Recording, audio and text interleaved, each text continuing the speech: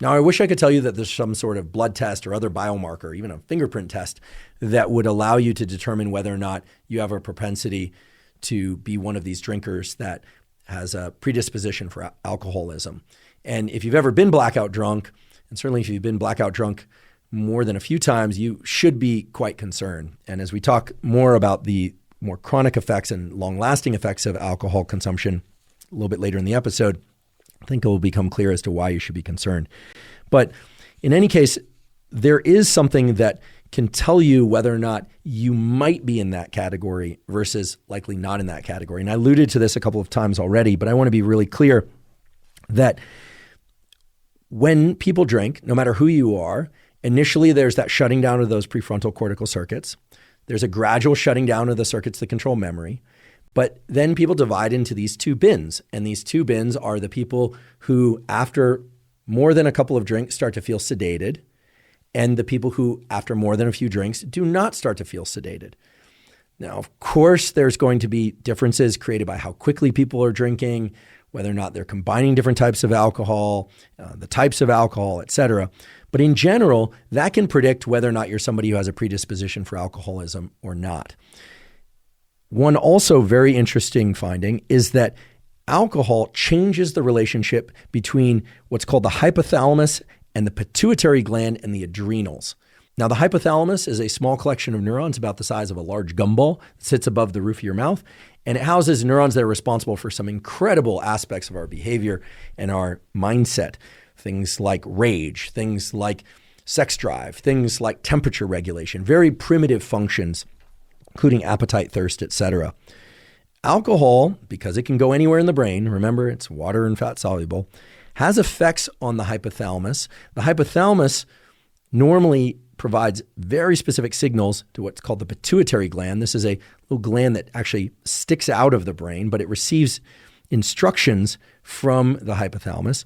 And then the pituitary releases hormones into the bloodstream that go and talk to your adrenals.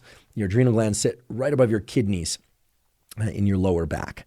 And the adrenals release, as the name suggests, adrenaline, also called epinephrine, and also a molecule called cortisol, which is involved in the kind of longer-term stress response, has some healthy effects too on the immune system. Okay, so the hypothalamic pituitary adrenal axis, I know that's a mouthful. You don't need to remember the names, but the hypothalamic pituitary adrenal axis maintains your physiological balance of what you perceive as stressful and what you don't perceive as stressful. People who drink regularly, so this again could be just 1 or 2 drinks per night, or it could be somebody that drinks just on Fridays or just on Saturdays or maybe just on the weekend, 2 to 4 drinks. Well, those people experience changes in their hypothalamic pituitary adrenal axis that result in more cortisol, more of this so-called stress hormone being released at baseline when they are not drinking. This is really important.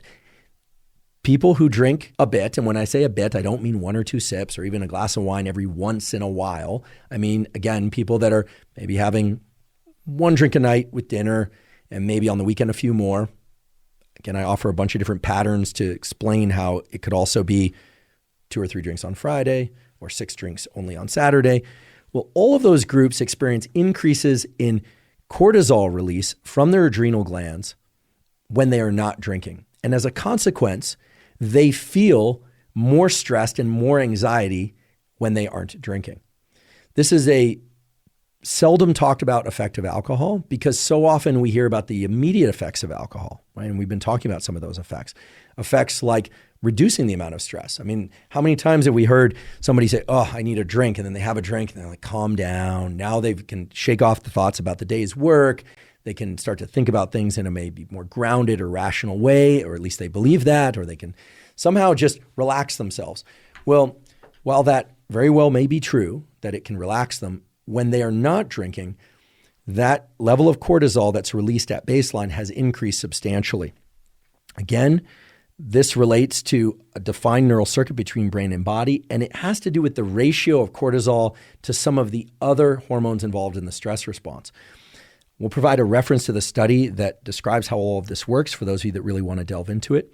But let's go back to this issue of those who are prone to alcoholism versus those who are not. Remember, there are people who have genetic variants, that meaning genes that they inherited from their parents, that make it more likely that they will become alcoholics.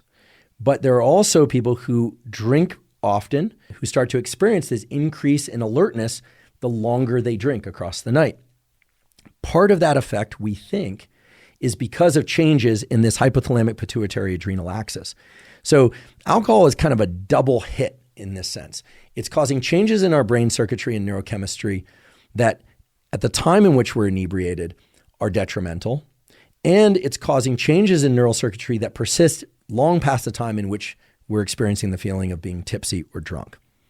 Now, again, I don't want to demonize alcohol. I'm not saying, if you have a glass of wine now and again, or you drink a beer now and again, or even have, a mixed drink now and again, or a shot, that's necessarily terrible for you. I certainly do not want that to be the message. What I'm saying is that if people are ingesting alcohol chronically, even if it's not every night, there are well-recognized changes in neural circuits. There are well-recognized changes in neurochemistry within the brain, and there are well-recognized changes in the brain-to-body stress system that generally point in three directions. Increased stress when people are not drinking, diminished mood and feelings of well-being when people are not drinking, and, as you'll soon learn, changes in the neural circuitry that cause people to want to drink even more in order to get just back to baseline or the place that they were in terms of their stress modulation and in terms of their feelings of mood before they ever started drinking in the first place.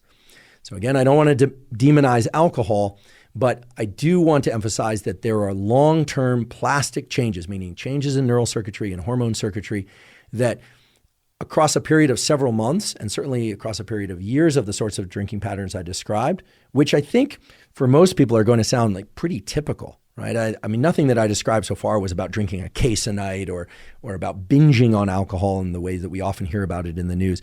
These are pretty common patterns of alcohol consumption. I mean, all you have to do is board a transatlantic flight or actually go to an airport on a Sunday afternoon in a sunny area of the US and, people are having 3, 4, 5, 6 beers, et cetera.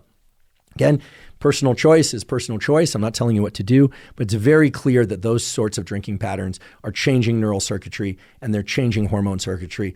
And I'd love to be able to tell you that they're changing them for the better, but they simply are not. They're actually changing them for the worse. And worse is defined as making people less resilient to stress, higher levels of baseline stress, and lower mood overall. Before we continue with today's discussion, I'd like to just briefly acknowledge our sponsor, Athletic Greens, now called AG1. Athletic Greens, aka AG1, is an all-in-one vitamin mineral probiotic drink that also has adaptogens and digestive enzymes.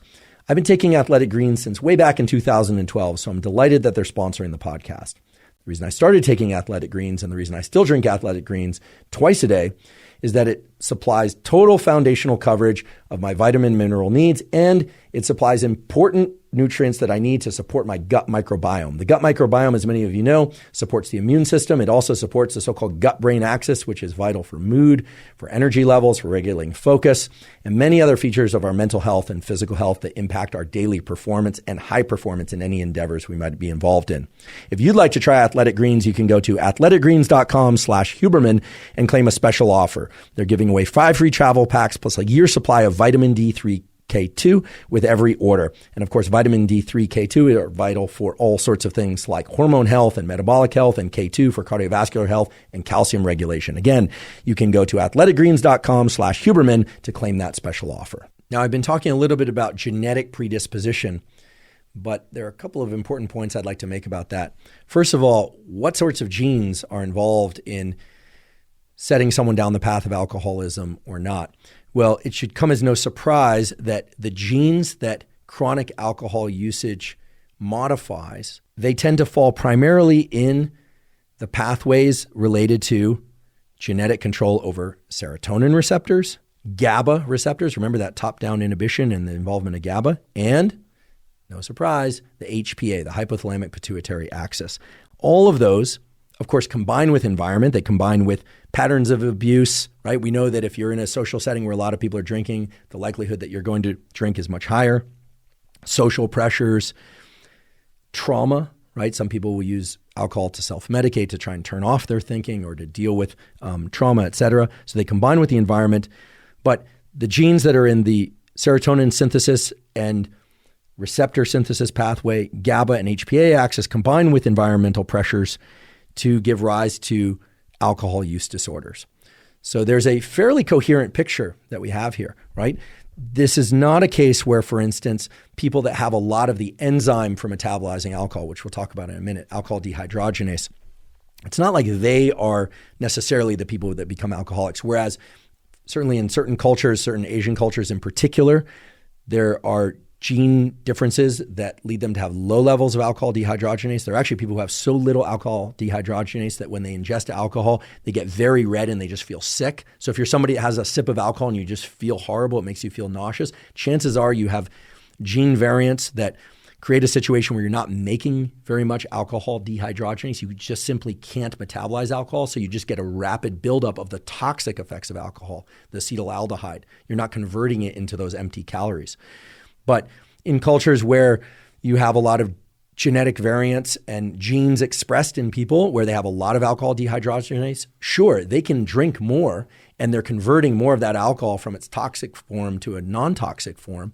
And yes, of course, you will observe more alcoholism in those communities because they're drinking more. But I do want to emphasize that the environmental factors are playing a strong role there too, because if you can drink more, you're likely to drink more. If you're somebody that feels sick immediately from drinking, it's likely that you're not going to engage in alcohol consumption, especially if these things are genetically related. And of course, genes and culture and location in the world tend to run together. So do you have the gene for alcoholism? Well, there isn't one single gene.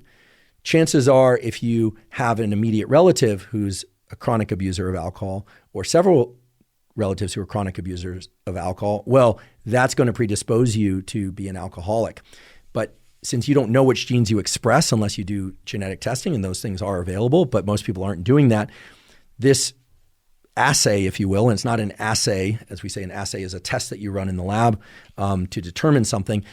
And it's not one that I recommend that you go drink in order to do. But if you've noticed that you or somebody else is somebody who can drink a lot throughout the night and have increased energy and can just drink and drink and drink, and especially if there's blackout episodes, not remembering things the next day despite being alert throughout the entire night and so on, well, then I would be very concerned that you might actually have a genetic variant predisposing you to alcoholism.